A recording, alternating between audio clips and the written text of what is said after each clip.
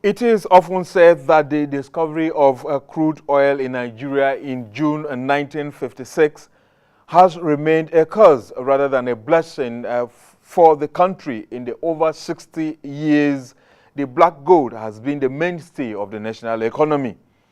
Oloibiri community in present-day Ogbea local government area of Bayelsa State in south-south Nigeria, where the country first struck gold in the Niger Delta region, is a typical example of the legacy of neglect and hopelessness amidst the fortunes in the decades it was supposed to be used for the good of the people, communities, and country.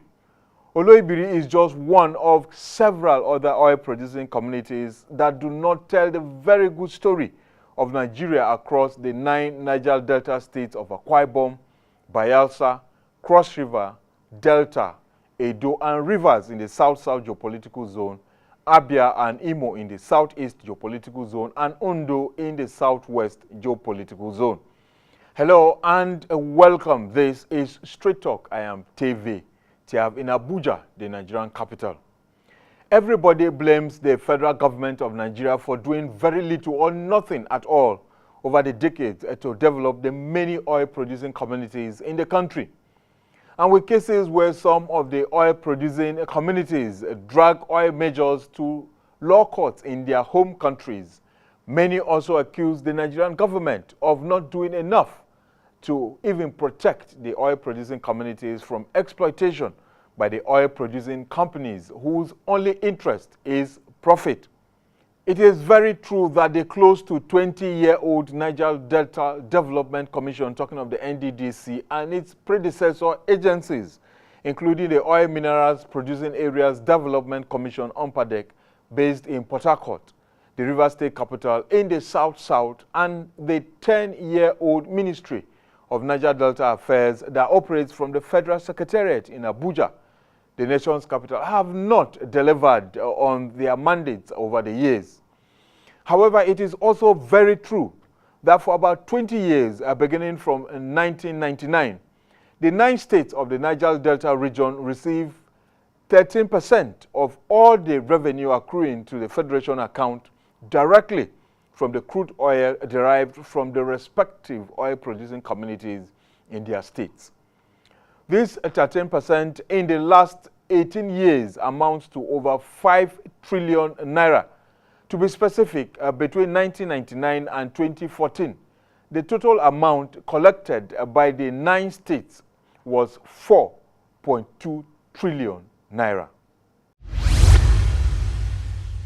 It is legitimate for people who are producing resources to say, wait a minute, my brothers and sisters, we are suffering, we're not getting enough. And those are issues that you mutually agree on. And Nigerian government has been agreeing. They've been listening. They started with 1.5 oil mineral fund, graduating until now so-called 13%. 13%. But in actual fact, it is far, far, far less than 13%. Because what they do, the NNPC and the DPR and all these ones, they come up with different schemes and ways.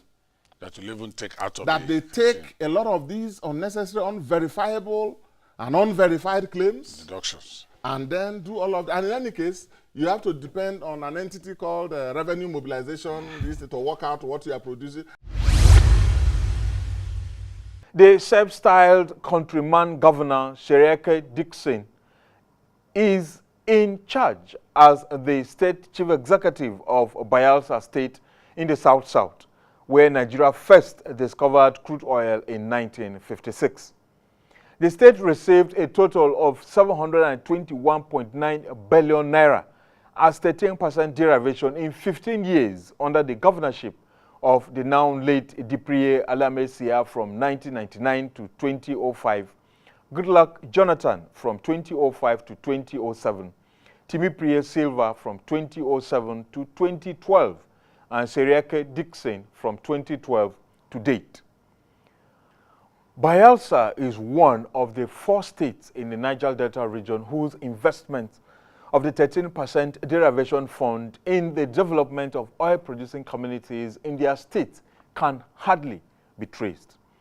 The other states are Akwa Ibom, Cross River, and Rivers. These 4 states do not have any agency responsible for the development of the oil-producing communities in their states, unlike the other 5 states of Abia, Delta, Edo, Imo, and Ondo that have oil-producing communities development commissions, which are funded with certain percentages of the 13% derivation received by the state governments from the Federation account. One thing is very clear. If the 5 states that have specific agencies to address issues in the oil-producing communities do not release the entire 13% they receive from the Federation account for the development of these communities where the country's oil wealth is derived from, then Bayelsa and the other 3 states of Akwa Ibom, Cross River, and Rivers that have not bothered to give any special attention to the oil-producing communities over the years have more questions to answer about the way they spend the derivation and any special fund that the entire country has taken for granted is being invested in the development of the oil-producing communities. For Bayelsa State, which was created on October 1, 1996, 7 of the 8 local government areas in the state, namely Brass, Ekeremu, Nembe, Ogbea, Sagbama, Southern Niger, and Yenegua, all have oil-producing communities scattered across the landmass of approximately 10,412 square kilometers. The only local government in the state where crude oil is not being produced at the moment is Kolokuma, Okpokuma, which covers a landmass of about 361 square kilometers, with much of the area occupied by the Bayelsa National Forest Reserve. The entire Bayelsa State, which has many of its communities almost completely surrounded by water, making them inaccessible by road, can be easily considered an oil-producing area.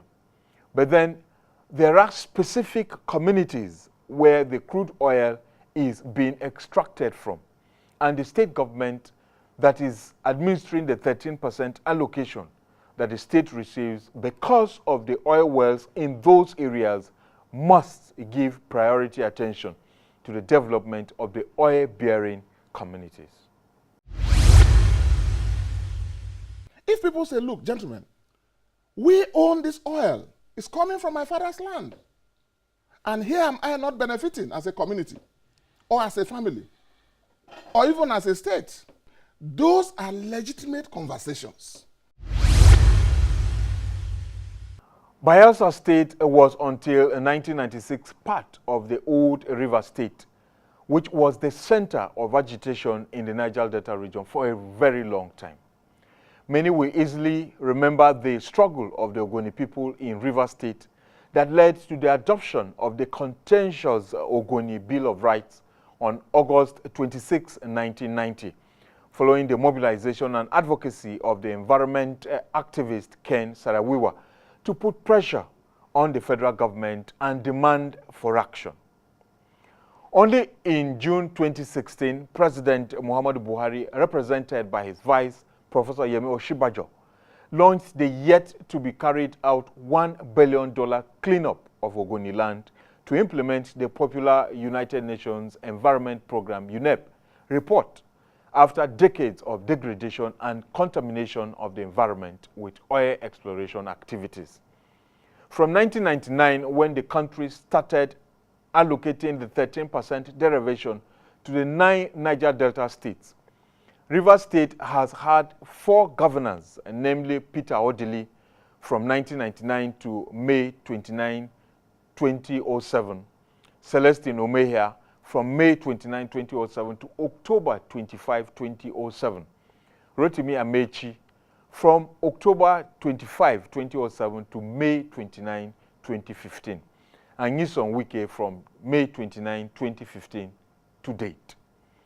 The current governor has not responded to our written request for a media interview to address the many questions surrounding how his administration, and indeed the state, has been utilizing the 13% derivation received from the Federation account.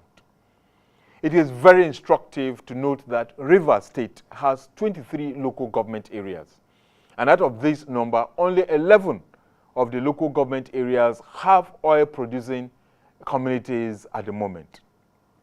These include Ahoda East, Ahoda West, Ogba, Egbema, Ndoni, Asaritoro, Degema, Akukotoro, Port Harcourt, Obiakpo, Okirika, Oyibo, and Eche. It must, however, be put on record that oil production in the 4 local government areas of Kana, Kokana, Eleme, and Tai that make up Ogoniland stopped in 1993 following agitations from the people over pollution of the environment that today awaits cleanup. For a long time, Rivers, which is home to 2 of the country's oil refineries, was the #1 oil-producing state in Nigeria. But it has been overtaken by Akwa Ibom State that has oil-producing communities in only 7 of its 31 local government areas. The 7 local government areas that do not even make up to half of the state are Ekotobasi, Oron, Eastern Ogbolo, Ona, Ekereket, Igbonu, and Eket, whereas the rest of the state feeds on the resources that are originally meant for the development of the oil-producing communities.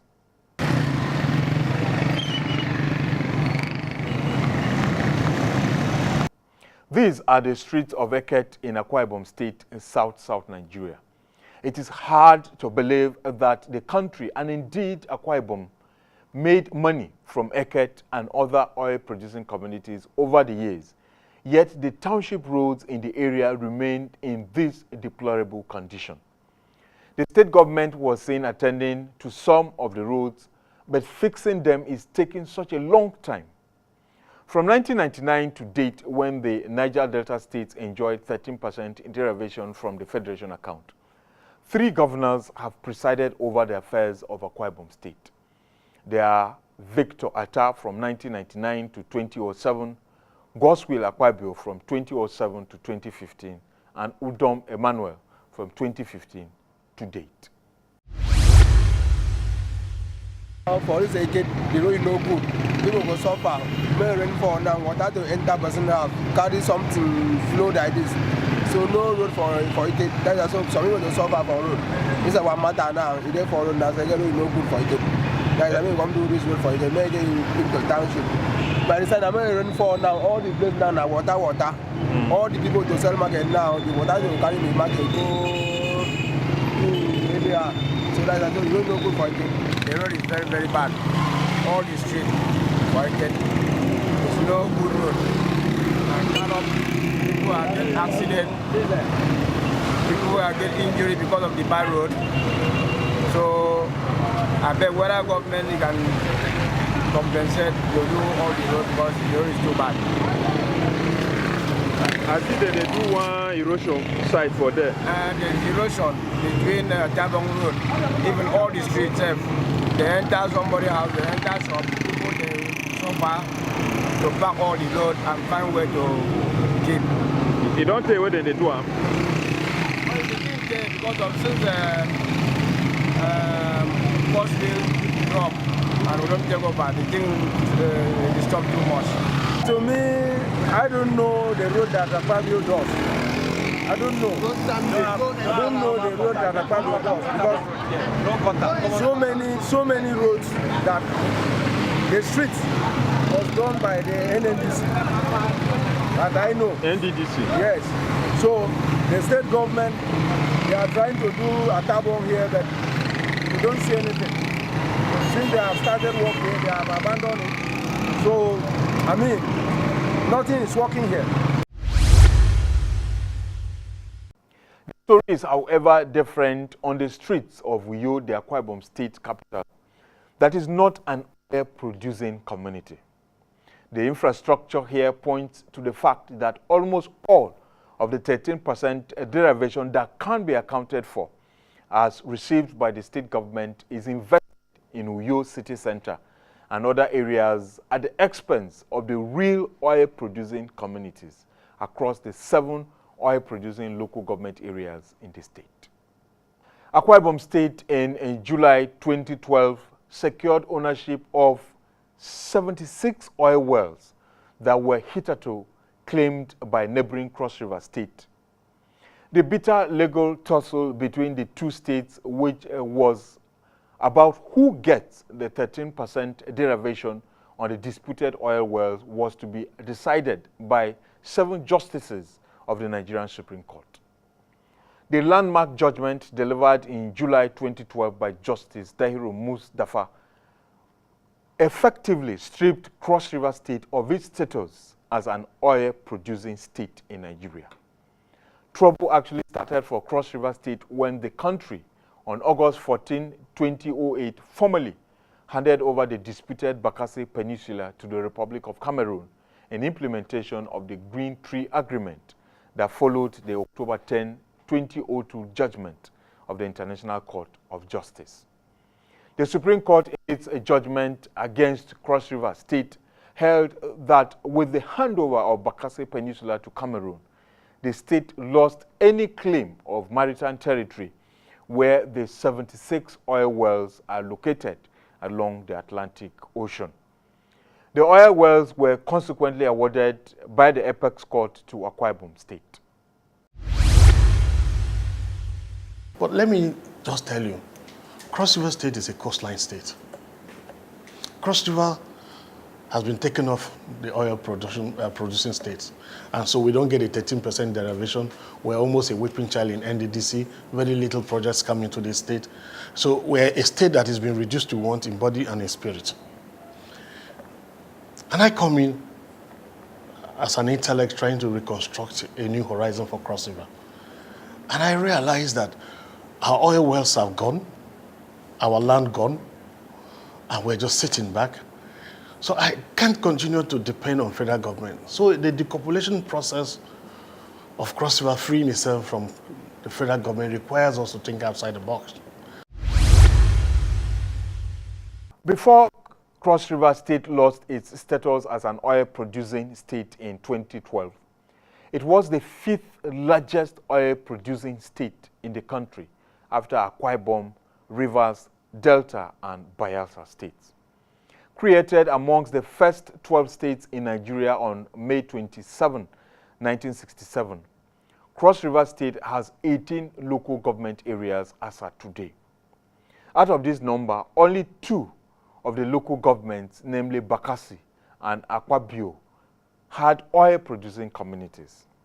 Instructively, Cross River State had received 38.7 billion naira from the Federation account as 13% derivation before finally losing its oil-producing status in 2012.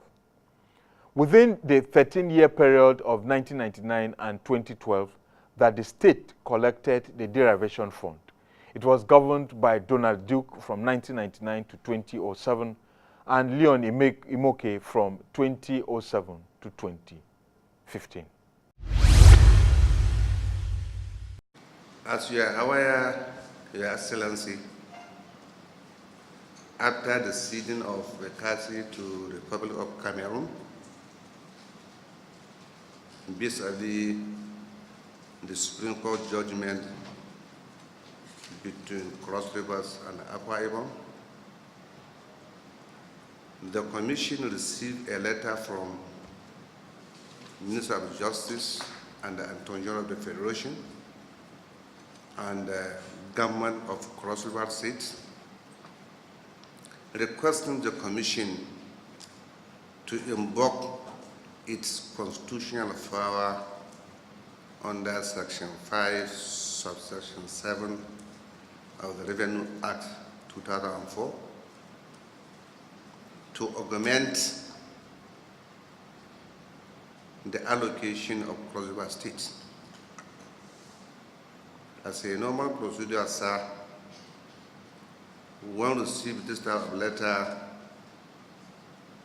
we request the state concerned to come to commission and make a formal presentation. Therefore, we invited Cross River government to come and make formal presentation, which they came in November 2012 and made an excellent presentation. Requesting the commission to augment its allocation with the sum of 38 billion naira to enable them construct a revenue-generated project to substitute the lost vacancy. Actually, the commission, after making this an excellent presentation, went through the program, went through the request very well, and approved the release of, instant release of 15 billion naira and monthly 500 million naira, no, 15 billion naira and 500 million naira every month for the period of 2 years. At the expiration of the 2 years, also the state government requested for extension. As the normal procedure also, the technical team had to come and verify what so far had been done with the area release. We came here last year and we inspected the project and went back to the commission, and also the commission approved and recommend 500 million naira for another 2 years, which will expire May this year. From our record,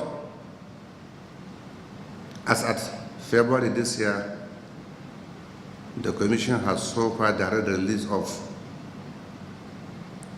37.5 billion naira. That means at the end of May this year, Cross River State will receive 39 billion naira cumulatively. Towards the end of last month also, His Excellency wrote to the Commission requesting the Commission to permanently augment Cross River with the sum of 2 billion naira every month. The 4 states of Bayelsa, Rivers, Akwa Ibom, and Cross River that we have engaged in this edition of the program do not have any arrangement to specifically deploy the 13% they receive from the Federation account, or even a fraction of it, to the development of oil-producing communities in their respective states for the provision of infrastructure, facilities, amenities, and empowerment of human resources. In very clear terms, the governments of the Niger Delta states are diverting the 13% meant for the development of oil-producing communities in their respective states to other purposes and cheating the real oil-producing communities that should be benefiting directly from the fund. The time is obviously here for the country to demand that the 13% given to the oil-producing states should be expended on the real oil-producing communities in the country. This is the only way the country can address the continuous agitation from the Niger Delta region. In the third and concluding part of our focus on how the Niger Delta states manage the 13% derivation they receive from the Federation account, we shall take you to Edo, Imo, and Ondo states. These are 3 of the 5 states in the region with development commissions for oil-producing communities in their respective states. But in broad daylight, these states cheat the country's real oil-producing communities. That's Straight Talk. Follow me on Twitter, Instagram, and Facebook. And you can also subscribe to my YouTube channel to watch the program. I am TV. Thanks to our partners, Media Dimensions, for their support. And thanks a lot to you for watching. And goodbye from Abuja.